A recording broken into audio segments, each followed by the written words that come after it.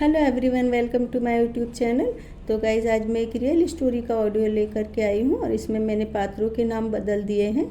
और इसमें मेन किरदार कृतज्ञ है और उसके पिता व्रतांत जैन और माता प्रतिज्ञा जैन है और कुछ कृतज्ञ के फ्रेंड हैं। तो मैंने इसमें स्टोरी को और भावपूर्ण बनाने के लिए कुछ काल्पनिक भावों का समावेश किया है। तो गाइज, तकरीबन 35 साल पुरानी बात है। जेवर के एक कस्बे में काफ़ी साल बाद व्रतांत जैन और प्रतिभा जैन को पुत्र रत्न की प्राप्ति हुई थी। घर में सोहर गीत गाए जा रहे थे, काफ़ी मेहमान इकट्ठे थे और आज बच्चे का नामकरण था। और बच्चे की चारों बुआ जिद पर अड़ गई कि हम सबको सोने की चैन और अंगूठी चाहिए। और प्रतिज्ञा ने कहा, हम चैन अंगूठी के साथ पायल और झुमके भी लाए हैं। उधर बच्चे की दादी भी बहुत खुश थी, अपने पोते को देखकर बोलने लगी, यह तो मेरा लड्डू गोपाल है। और बच्चे का नामकरण हुआ। का से उसके पहले नाम का अक्षर था और पंडित जी ने कहा, राशि के नाम से ही इसका नाम प्रचलित किया जाए। और बच्चे की कज़न काफ़ी बड़ी थी, उससे दूसरे शहर में रहकर पढ़ाई करती थी, तो उसने उसका नाम कृतज्ञ रखा। और कृतज्ञ 4 साल का हो गया था। पास के स्कूल में उसका दाखिला कराया गया। और कृतज्ञ के पिता बहुत बड़े व्यापारी थे, समाज सेवी भी थे और हर क्लास में कृतज्ञ अव्वल आता था, लेकिन जिद्दी बहुत ज़्यादा था। एक बात जो ठान लेता था वही करता था।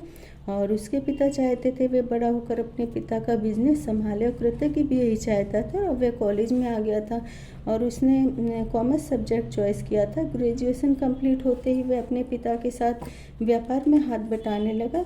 और एक रोज़ शाम के वक्त पिता घर पर आए और कृतज्ञ की माँ से पूछा, आज बेटा ऑफिस नहीं गया, तबीयत ठीक नहीं है क्या? तो कृतज्ञ की माँ घबरा कर बोली, नहीं नहीं, वह तो सुबह ही ऑफिस के लिए गया था और कुछ फाइल और आपकी दवा भी ले गया था। कृतज्ञ के पिता को भी घबराहट होने लगी कि सुबह 8 बजे घर से गया बेटा और ऑफिस भी नहीं पहुँचा, आखिर कहाँ गया होगा। तो कृतज्ञ बहुत ही ज़्यादा धार्मिक प्रवृत्ति का था और बहुत ज़्यादा पूजा पाठ करता था। और आसपास के गांव में जब भी कथावाचक आते थे तो वह कथा सुनने ज़रूर जाता था, लेकिन कृतज्ञ घर से बिना बताए कहीं भी कभी नहीं जाता था।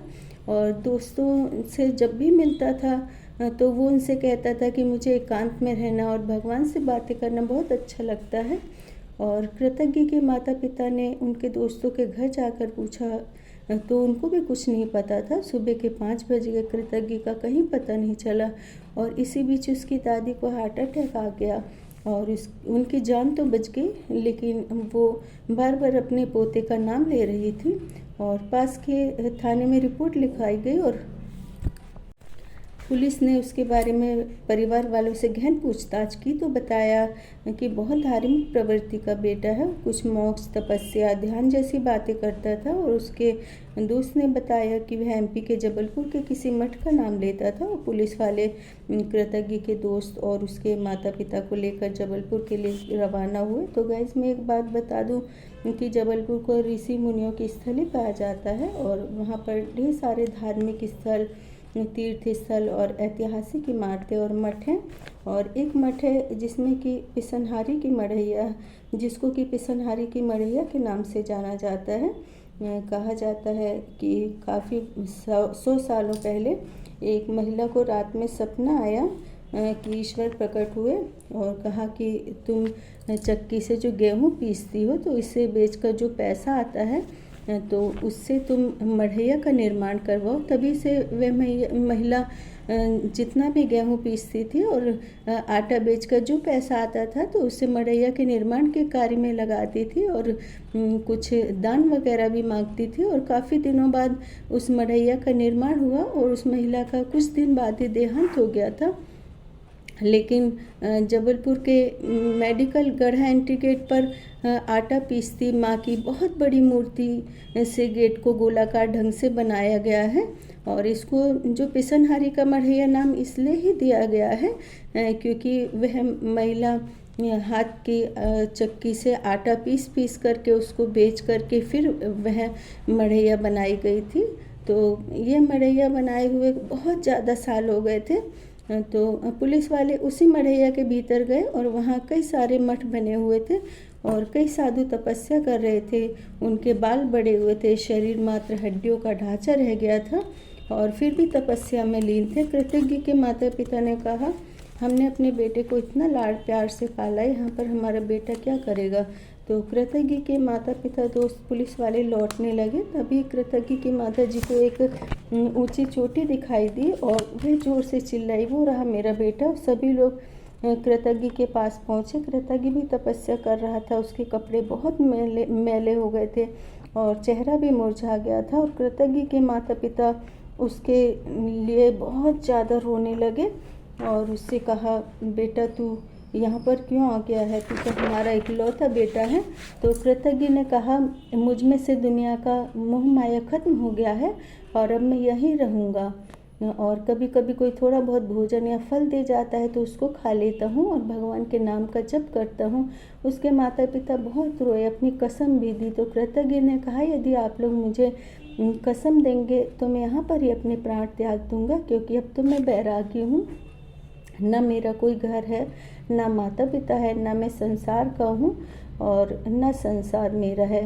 तो गाइज़ मैं थोड़ा सा आपको पिसनहारी की मढ़ैया के बारे में संक्षिप्त में बताती हूँ कि पिसनहारी की मढ़ैया को 15वीं शताब्दी में बनवाया गया था और यह एक जैन मंदिर है और इस मंदिर की निर्माता एवं नाम उसी महिला के नाम पर पड़ा है जिन्होंने कि यह मंदिर बनवाया था।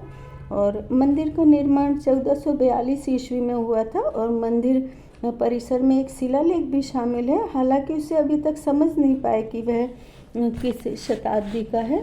और पिसनहारी मढ़ैया में 13 छोटे मंदिर हैं, जिसमें एक समवस्त्रण मंदिर, मान स्तंभ, भगवान बाहुबली की मूर्ति, श्री नंदेश्वर दीप, जिनालय शामिल है।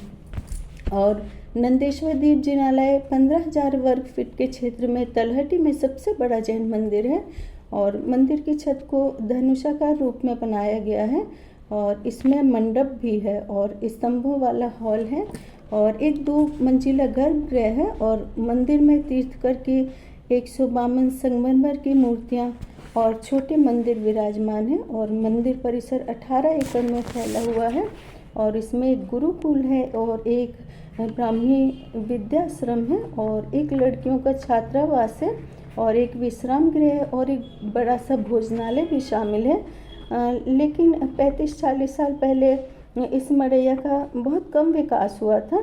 जो भी सांसारिक जीवन से संन्यास लेकर इस मठ में आते थे और मढ़ैया के अंदर घने जंगलों या पहाड़ों पर बैठकर तपस्या करते थे और कई बार तपस्वी जो होते थे उनको जानवर खा जाते थे और या फिर जंगल में घूमते घूमते ही शरीर को त्याग कर मुक्ति धाम को प्राप्त करते थे।